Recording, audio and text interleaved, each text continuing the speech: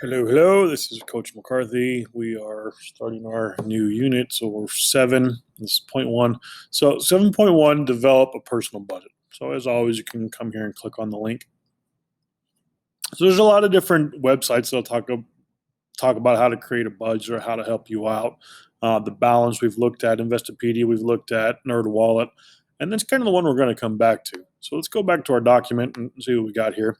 So the first thing that we talk about is this 50-30-20. It's not really a rule, but just kind of a way of living, and I think a lot of people go for this. So in it, you spend roughly 50% of your after-tax dollars on necessities, no more than 30% on wants, and at least 20% on your savings and debt repayment. So I think those are all good things. You're going to make sure you're taking care of your needs, you're trying to take care of your wants, and you're trying to add some to your savings. So if you click on this one, it'll take you to the link. And this is from NerdWallet that they were talking about. So budgeting 101, how to budget your money. So how to divide up your income. Not really going to go too much off this article because I don't really think there's really a whole lot more that we need to go on. This is kind of cool. You can look at your amount and it'll tell you what you need to spend on. So we'll say like $2,000 is your monthly after tax income. So there's your necessities, your wants, and then your savings and debt payment.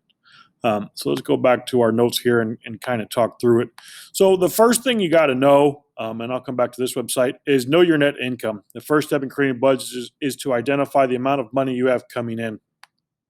And coming back to my little notes here, that's the first thing we have here. So if we're going to create a budget, you got to know what money you're bringing in.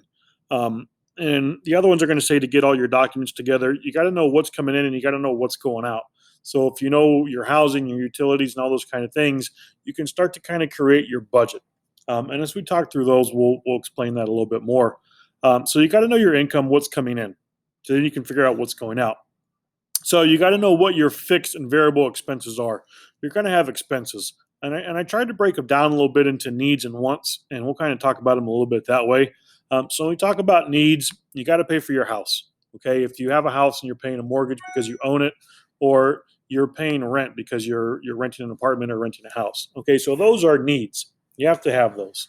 Okay, you're going to have some essence of food. And you'll see down here in the wants, we have dining out at restaurants. So you can eat, but you don't have to have lobster every night, and you don't have to go out to eat every night because that gets really expensive. The next need that I have that we're going to have to look at is going to be utilities. So you're going to have to pay your electric, your water, and your gas. You might not have gas, and that's fine. Not everybody does, but everybody's going to have electric and water. And then the other one that you might not think about, but you do have to pay, is for trash. Okay, especially if you live like I live in Frankfurt in the city, so ours is all included. Our trash, gas, water, and electric, I get it all on one bill, which is great because I don't have to try and remember which ones I paid or not. But trash is something that you have to pay for. If you live out in the county, it might be another scenario where you don't have to worry about that. So the next thing that we have is number four. We have insurance, and I think that boils down into two main categories: that you have car insurance and your health insurance that you're going to be paying. Um, so I'm going to come down here and I'm going to take. Oh, we'll leave that one there because we are going to talk about. But you do have to have car insurance if you're going to be driving, and you're going to have health insurance. Right now, your parents are probably paying for your health insurance, but as you grow up, you're going to have to pay for your own. Number five, and I don't know that this is a need, but you do need a car. You may or may not have a car payment. So that kind of depends on if it's paid off or not. If it's not paid off, then you're going to have a car payment you have to worry about. And we're to the point in our society where you almost have to have a car unless you're going to live in a big city. Some of you know I lived in New York City for a little bit. You don't need a car up there because there's enough public transportation to get you around. Now, on the contrary, my family lives in Cincinnati. So when we go up there, not quite as much public transportation in the form of buses and subways and all those kind of things. But they are now, Uber's coming around a little bit more and Lyft and all those kind of things. So I would probably group those under your car payment. If you're not going to have a car, you're going to have some way of transportation. So we'll say car payment slash transportation, whatever that's going to be.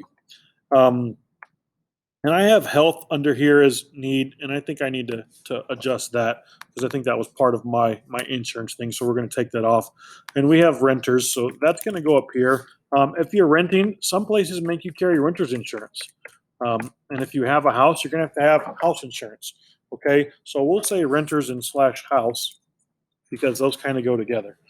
You can ask your parents about their home policy insurance. It's usually not too much. Renter's insurance normally isn't too bad. It's going to cover your valuables in the event something happens. Okay, and it's not too expensive. So we talked about various types of insurance. You got to know if you have those and what those are going to be. Your car payment slash transportation. As much as we old folks want to say it, you don't need a cell phone. Those days are starting to get shorter and fewer. As our world is changing and adapting, you're getting to the point where you almost have to have a cell phone to survive. You have to be able to get on email or do something. If you want to apply for a job, it's all on your phone or on a computer now. And then number seven, which might be a need as you grow up and mature and start your family, is going to be childcare. All right. And you got to know what that's going to be, and those are expenses you're going to have to take care of. I think there may be some other ones that might pop up, but as we talk about, I think these are the main ones. The ones you're definitely going to see. Childcare is only if you have a child. All right. So you might not always see that one. But those are things that are going to have to be paid monthly, right? You have to keep your electric on. You have to pay that monthly. You have to eat. Well, you're going to have to pay that monthly. You have to pay your house rent. Okay, that has to be paid monthly. So I think most of those are going to fall under here into your needs category. Those are things you're going to have to survive. And then we get down into our wants, and these are a little bit different. So wants, entertainment or going out. All right, you can't go out every night if you don't have the money to go out, right? Dining out at restaurants gets real expensive real quick. So be careful with that as you're going, and make sure that you've budgeted enough. You're probably not going to have enough money to eat out on every night. If you do, great. I'm happy for you. Um, Number three, internet. Now you can probably get by with just your cell phone at your house for a little bit. You might not need high speed internet, so that might be more of a want. Internet, and then how fast is it going to be? Because that's what they make you pay for. How fast is it going to be, and how fast is it going to go? And we'll say internet slash cable. They kind of go together, or we'll just say another one. Most of you guys don't watch cable, so we'll just leave it at internet. New clothes and new just stuff. All right, those are all going to go under your wants. Okay, so like it says, shopping, dining out, and hobbies, that's going to be that 30%.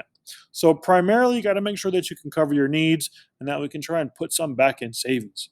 All right, so that is probably the simplest way to talk about developing your budget and what it's going to be.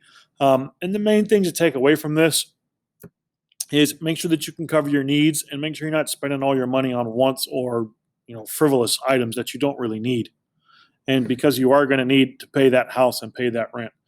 So when you grow up, you'll get your check. If you get paid twice a month, like I do as a teacher, you're going to get your two checks. You're going to have to figure out where it's going to go. How can we pay for the things that we need while still being able to get the things that we want? And are we able to put anything away in savings, or are we just covering our needs and our wants? And that budget will help you figure that out and figure out what's going to be best for you.